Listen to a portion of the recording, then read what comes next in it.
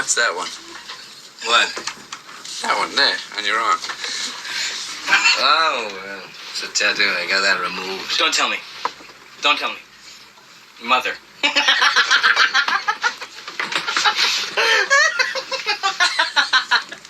What is it?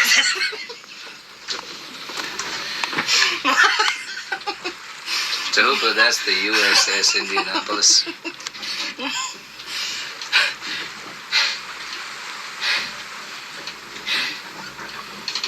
You were on the Indianapolis? What happened? Japanese submarine slammed 2 torpedoes into our side, Chief. It was coming back from the island of Tinian to Lady and just delivered the bomb, the Hiroshima bomb.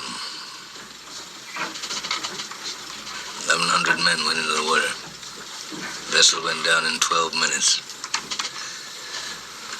Didn't see the first shark for about half an hour. Tiger, 13-footer. You know that when you're in the water, Chief? You tell by looking from the dorsal to the tail. What we didn't know was our bomb mission had been so secret, no distress signal had been sent.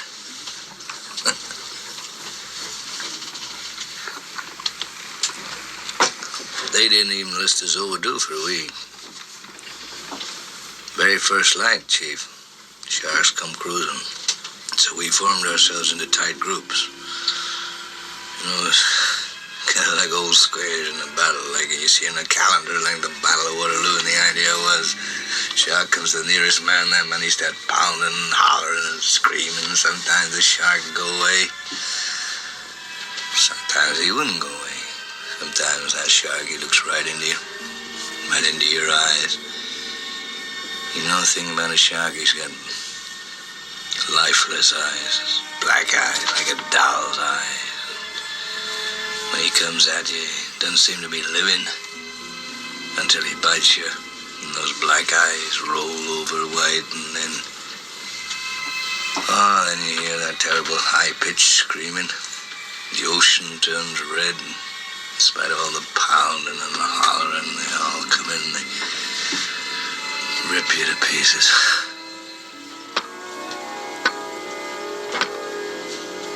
By the end of that first dawn, lost 100 men. I don't know how many sharks, maybe 1,000. I don't know how many men. They average 6 an hour. On Thursday morning, Chief, I bumped into a friend of mine, Herbie Robinson from Cleveland. Baseball player, bosun's mate. I thought he was asleep. Reached over to wake him up. Bobbed up and down in the water. It was like a kind of top. Upended. Well, he'd been bitten in half below the waist.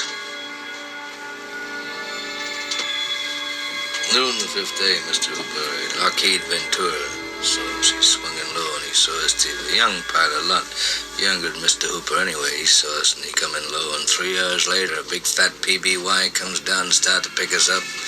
That was the time I was most frightened, waiting for my turn. I'll never put on a life jacket again. So 1,100 men went in the war. 316 men come out, and the sharks took the rest June the 29th, 1945. Anyway, we delivered the bomb. Madison warned us. Such rights would become, in James Madison's words, parchment barriers, symbolic commitments to individual liberty that do nothing in practice to deter or prevent unlawful misconduct by government agents. What Madison was doing was warning against the government getting so big and so powerful that they stifle freedom. Symbolic commitments to individual liberty that do nothing in practice to deter or prevent unlawful misconduct by government agents. He just said in this one paragraph that the Constitution will be rendered meaningless. Nothing but words on paper, just ideas floating around that have nothing to do with the rule of law. The Bill of Rights, according to Madison, would become nothing more than 10 platitudes. When it comes to hyperbole, it's true that the government is completely out of control. Is it doing what it wants without repercussions, yes or no? That is a tyrannical government that is out of control because it doesn't give a damn about us. It doesn't care about whatever its limits are supposed to be, and the folks who make up government couldn't care less about the Constitution. Some people mistakenly think that Terry v. Ohio is the Supreme Court decision that gave us qualified immunity. It's not. It's a year before the Terry decision under Pearson v. Ray. Qualified immunity became the law of the land. 1 year later, the court handed down Terry v. Ohio, in which they invented the term reasonable suspicion. So police no longer had to articulate probable cause. Now they only had to articulate reasonable suspicion. You won't find the term reasonable suspicion anywhere in the U.S. Constitution.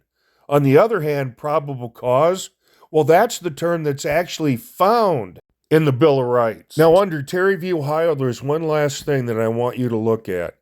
Under the Fourth Amendment of the U.S. Constitution, a police officer may stop a suspect on the street and frisk him or her without probable cause to arrest if the police officer has a reasonable suspicion. Guys, in that partial paragraph that I just read, there's something so glaringly wrong with it, it pissed me off, and it should piss you off too.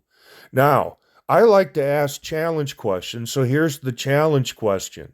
Can you see it? Have you spotted it? Can you point it out? What is it that should piss you off about that paragraph? It reads, under the Fourth Amendment of the U.S. Constitution. Then it goes on, a police officer may stop a suspect on the street and frisk him or her without probable cause to arrest if the officer has a reasonable suspicion. What's wrong with it? Here's what's wrong with it.